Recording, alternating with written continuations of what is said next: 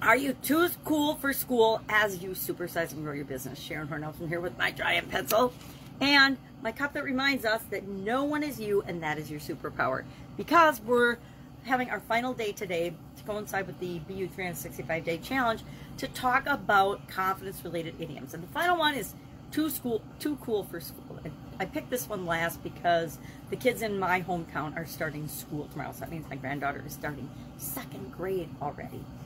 So what does this mean? Where does it come from? And how can we use it to grow and build and supersize our business? I'm going to share 5 tips or 5 ways to build authentic self-confidence in yourself and in your business as part of today's discussion, because this idiom can mean a couple of things. Number one, it can mean very fashionable and confident. It can mean in a way that inspires people. It can also mean overconfident, cocky,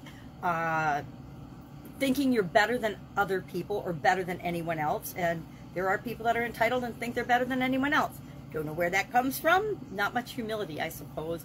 But there are people in the world that believe that they are better than other people. And you can always tell by the way they treat themselves and other people. This is a common phrase nowadays, probably ever since schools have been around. But it appeared in a newspaper gossip column in 1951. Zoolander said it in the movie Zoolander. If you've ever seen that, that's pretty funny. It's a comedy, of course. It appeared in a song. It's been written many, many times. I don't know if I've ever said too cool for school. Maybe told somebody, hey, you think you're too cool for school, meaning you're a smarty pants, or you think you're better than other people, or you think that the rules don't apply to you. There's a lot of people in the world that think the rules don't apply to them right now.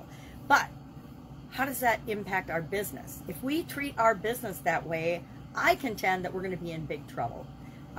Things change, things outside of us change. What we can get away with sometimes doesn't always fly, depending on the climate that we find ourselves in, the political climate, the economic climate, etc. And so we always want to run our business in a way that is right for us. So I say let's step up the humility, the kindness, the continuous improvement, lifelong learning and lessons learned, and understanding ourselves better and being more self-confident, both as an individual and as a business. What are some ways we can do that?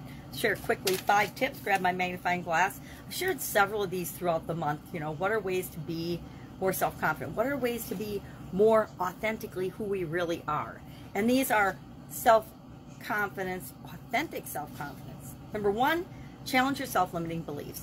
I don't know if you figured this out yet, but I think that I have. Whenever something isn't going the way I want it to, one of the first things I need to look at is my thinking and my beliefs, because it's usually the way I'm looking at the situation, the way I've defined the situation, or my beliefs about what the situation should be that aren't matching up with what is showing up in terms of results, and that's what's giving me the challenge. So it's the limiting beliefs or the false beliefs or the things that I think are true that absolutely aren't in a given situation that cause me to struggle or have challenges in my business.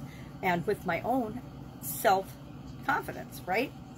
If we're struggling, it tends to push our self-confidence down. If we're doing things successfully and things are going smoothly, we tend to feel more self-confident and more capable.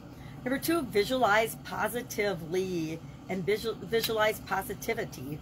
Add as much positive to your business as you possibly can, because the world around us is really, really negative, and we want to counteract that. I think there's some sayings that say, if you want to be successful, just do the opposite of what most of the people on the planet are doing. And it's sad to say, but that is absolutely 100% true. If we do what everybody else is doing, we're going to get the results that everybody else is getting. And the vast majority of people in the world are not getting the results that we probably want for our business and for our lives. Number 3, cut back on constant people pleasing. I don't know. Got your own business, chances are you're trying to please your customers, but you're probably not a giant people pleaser. Again, one of the best pieces of advice I think I've ever gotten from anyone is, what other people think of you or think of me is none of my business. And I heard that a lot before it actually sunk in, but when it actually sunk in, it gave me the freedom to be myself. And the truth is, the only person we can ever be is ourselves. Number 4, don't be afraid of losing people. Be afraid of losing yourself by trying to please people or do what you think you should do along the way as you're building and growing and supersizing your business. And finally, number 5, Own your achievements. Remember how far that you've come. Sometimes when we're building our businesses, we get into time periods where we're struggling, we're seeing more obstacles, we're having more challenges than we feel like we've had in the past. And those are the times that we have to take a deep breath and remember how far we've come, what we've achieved so far, and that helps to motivate us from inside and keep us moving toward what it is that we want. We want to foster a growth mindset, a possibility mindset. We want to focus on solutions. I think I've said these things a million times this year. We want to think for ourselves and create what it is that we want to see in the world. And finally, don't worry about failure. Worry about the chances that you miss when you don't even try. And again, probably preaching to the choir on this one, because we're all business owners. We're all building our businesses and supersizing them. And that means we're not too afraid to try new things, to step out of our comfort zone, to create what we want to see in the world. Love to know your experience with this particular idiom or expression, too cool for school. I remember kids in high school that were too cool for school. They usually weren't very successful in different areas and aspects of their life because they were doing things and having habits that made them maybe too cool for school, but not necessarily successful in school at all.